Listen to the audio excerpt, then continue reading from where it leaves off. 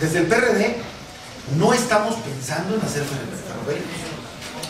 Tampoco estamos pensando en traer un transporte diferente para el corredor industrial. No estamos pensando en hacer un aeropuerto. Tampoco es como la prioridad.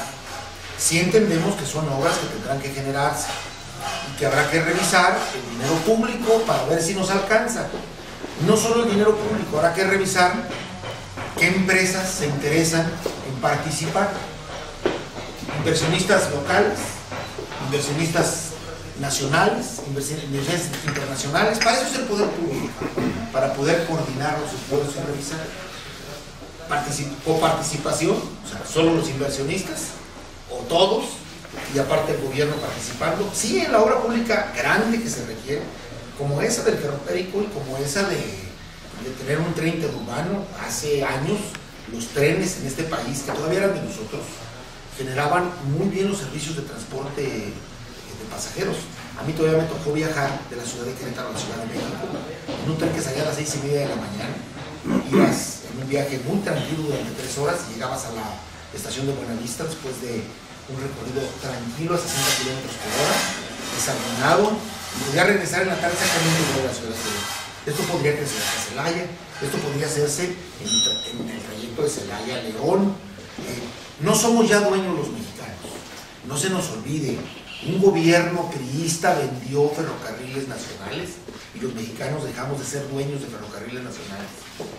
Era propiedad de la nación, era de todos los mexicanos. No sabemos en dónde quedó ese dinero de esa venta, no sabemos qué se hizo con él o cuál fue el beneficio que nos tocó del viejo y del nuevo PRI. No sabemos qué hicieron los priistas con ese dinero. El inventado tren interurbano ha sido una bandera del panismo y no hemos visto ni un solo durmiente puesto en tantos años. Entonces, por eso nosotros el PRD no vamos a hablar de esto, vamos a obviarlo. Sí, son cosas que se requieren, son cosas que tendrán que hacerse en la medida de lo posible. No vamos a comprar terrenos como el que está en Salamanca para una refinería, que luego no se hace. Endeudamos al gobierno, al pueblo de Guanajuato lo endeudamos a través de su gobierno, pagamos réditos de ese endeudamiento para tener un terreno luego ahí obsoleto y no hacemos la refinería. Pero no le toca al gobierno del estado, pero el gobierno del estado no es quien tendría que haber trabajado la coordinación con el gobierno federal. Entonces, ¿cómo quedamos? Bueno, nosotros no vamos a hablar de eso, vamos a hablar del asunto de desarrollo social y humano. Vamos a hablar de qué está pasando con los celayenses y qué tenemos que hacer. Celaya es una ciudad, un municipio que ofrece 2 grupos de población terriblemente desiguales. Más de 300,000 habitantes de los 500,000 que tiene Celaya, de los casi 500,000 que tiene Celaya, sumidos en la pobreza. Y 180,000 con condiciones de vida adecuados y unos incluso con condiciones de riqueza. Por lo tanto, el trabajo en Celaya debe ser más importante que plantear que vamos a hacer un aeropuerto. Debe ser más importante que plantear que vamos a sacar las vías y que vamos a hacer el ferrocarril. Es más importante aún allá. Habría que revisar qué tenemos que hacer con el dinero público para que esos que hoy, casi cerca de 50,000 celayenses que no tienen que comer el día de hoy, porque su salario no les alcanza para la canasta básica y para comer, ¿qué hacer con ellos? Esto es más importante que lo otro. Es necesario atender este asunto. Es un asunto de políticas públicas. Mentira que se resuelve el asunto con un pisito o con un pequeño techo de láminas. No se resuelve así. Mentira que diciendo que somos el sexenio de la educación se resuelve. No se resuelve así. Mentira que trayendo una gran empresa, qué bueno que llegan, qué bueno que el gobierno hace la gestión, qué bueno que facilita el trabajo, y qué bueno que se integran, y qué bueno que se colocan las grandes empresas. Pero así no se resuelve el problema de Celaya. Si acaso se puede ahondar el asunto de desigualdad ya existente. Entonces se requieren políticas públicas diferentes. Se requiere que el dinero público se emplee para ir igualando, para ir haciendo más parejo el terreno de los celayenses. Qué bueno que hay quien tiene, qué bueno que pueden ir a las escuelas privadas, qué bueno que tienen suficiente para pagar, y qué bueno que existen las escuelas privadas y que decimos que son de mejor calidad que las públicas. Pero entonces estamos dando una educación de 2 niveles y requerimos que haya escuela pública suficiente y de calidad, en las mismas condiciones que las privadas, y que no sea bajo endeudamiento. Hace poco el presidente Calderón planteaba la necesidad de endeudar a los muchachos de 18 años para que pudiesen pagar en los institutos y universidades privadas caras. Y alguien lo mencionó, dijo, bueno, lo que vamos a hacer es una generación de jóvenes que van a tener deuda de los 18 a los 33 años de edad. Pues ese es el asunto. Estamos no haciendo el trabajo adecuado para emparejar a la sociedad. Y lo primero que tenemos que hacer es eso, es emparejar a la sociedad, es hacer que las políticas públicas vayan enfocadas allá. Requerimos que los más pobres de Celaya tengan lo suficiente para comer, puedan tener una vivienda digna. Y sí se puede. Fíjense, el municipio es el encargado de otorgar los permisos de cambio de uso de suelo para crear las unidades habitacionales, que parece ser el filón de oro. De repente alguien va y compra un terreno, le entregas el cambio de uso de suelo, entrega su terreno donación del cambio de uso de suelo, a veces lo entrega, a veces no, y entonces sube la plusvalía del terreno enormemente, y luego incluso con compadrazgos y asuntos del gobierno le llevan los servicios y la obra prioritaria cercanita a sus fraccionamientos, y terminan los amigos del poder enriqueciéndose con esto, a costa de los que no tienen. Esto no puede pasar. El permiso lo otorgan las autoridades. Entonces las autoridades tendrían que dar permisos para que todo el mundo en Celaya pudiese aspirar no a un pedacito de pavimento y a un techito, sino aspirar a una casa digna. Este trabajo tiene que realizarse en Celaya para ir emparejando las cosas. De eso queremos hablarnos del PRD. Sí somos diferentes al PRI y al PAN, hasta en el planteamiento de las cosas. ¿Estás en contra entonces de que lleguen las grandes empresas? No, estamos a favor. Y cuando estemos como gobierno, vamos a hacer todo el esfuerzo necesario para facilitar la llegada de las grandes empresas y de los grandes capitales que se instalen en Celaya y permitan crear trabajo para los celayenses. Pero para eso requerimos que los jóvenes celayenses tengan la preparación necesaria, y por lo tanto el trabajo de nosotros tiene que ser enfocado a tener las escuelas y las capacitaciones al trabajo. Eso es importante, pues si no, ¿cómo los van a ocupar? Y luego, ¿estás en contra entonces de que hagamos puentes y hagamos aeropuertos? No, estamos totalmente a favor. Nada más que requerimos primero acabar con el hambre, primero intentar que los que no tienen hoy, esos 50,000 que hoy no tienen para comer, tengan un empleo que les asegure comer, que tengan la posibilidad de que si no encuentran el empleo, el gobierno se haga cargo de alguna manera. Y entonces primero tenemos que revisar este tipo de asuntos. La política pública tiene que ir encaminada primero allá, y luego pensaremos en hacer el mejor aeropuerto y en hacer toda la gran obra de infraestructura.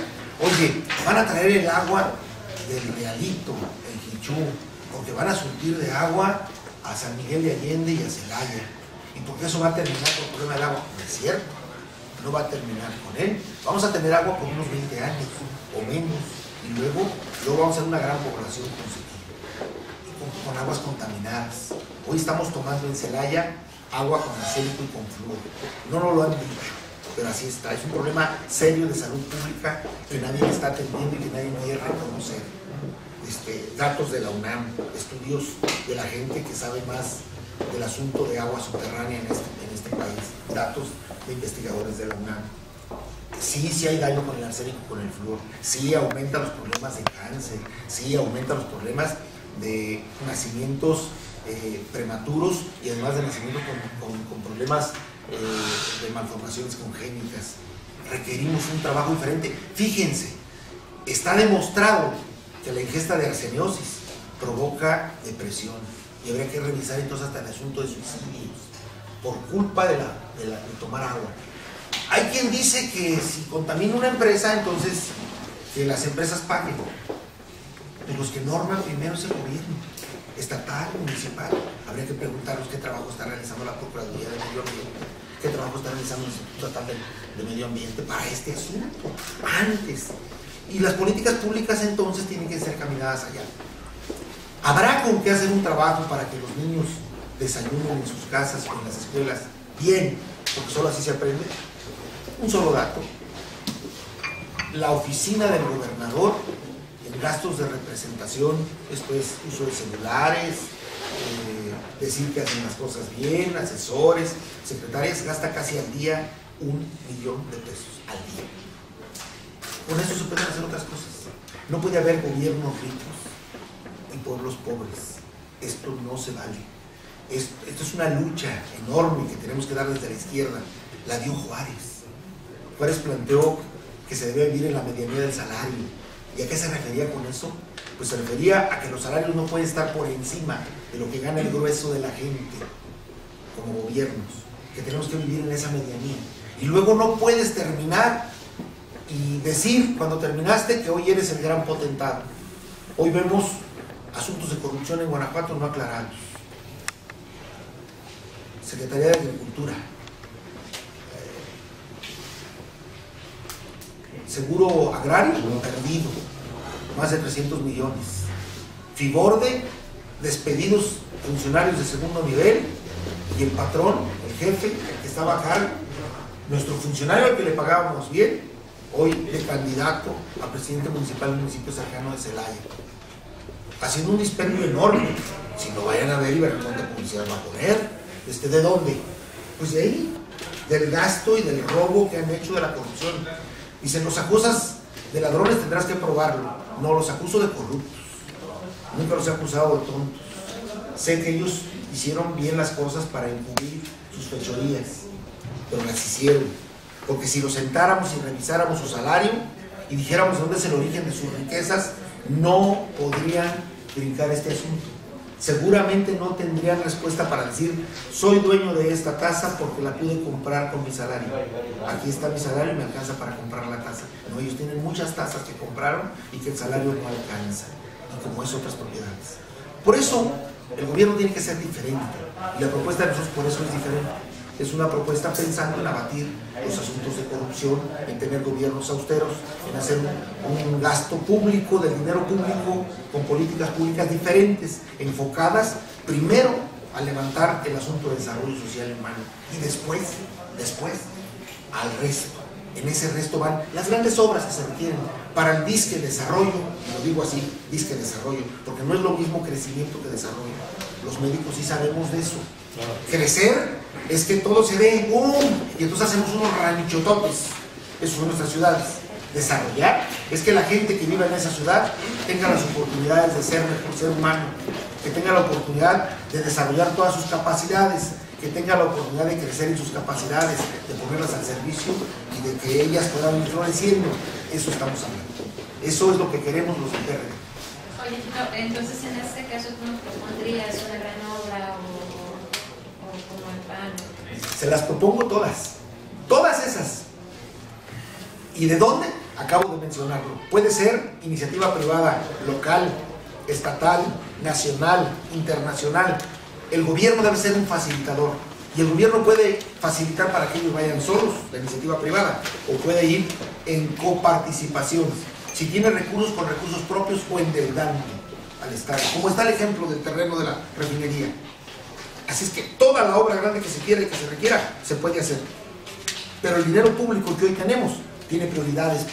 Y esas prioridades no son las obras grandes. Esas prioridades son otras. Yo no puedo pensar en una gran obra que se vea en ese aeropuertote, en ese ferroviario, cuando tengo gente, 50,000 celayenses que no tienen que comer hoy. Tengo que pensar primero en esos 50,000 que tienen que comer hoy. Cuando yo sé que el 15% de la población es analfabeta, yo tengo que hacer algo primero por esos analfabetas. Cuando yo sé que los jóvenes hoy no tienen un empleo adecuado, porque les han dicho ninis, yo a veces creo que es hasta una situación media despectiva, porque no vemos el fondo. Es muy fácil decir, ni trabaja ni estudia, pero veamos el fondo. ¿Por qué no trabaja? Pues porque no hay las condiciones para que lo empleen, porque no se le dio la oportunidad de prepararse. Por eso. ¿Y por qué no estudia? Pues porque las condiciones de estudio lo obligaron a salir desde secundaria. Somos el estado con mayor deserción de educación secundaria y media superior. Eso somos. Aunque digan que es el sexenio de la educación, los datos de INEGI, no son míos, son los datos de INEGI, del censo, nos dicen eso. Entonces ahí es donde tendremos que trabajar.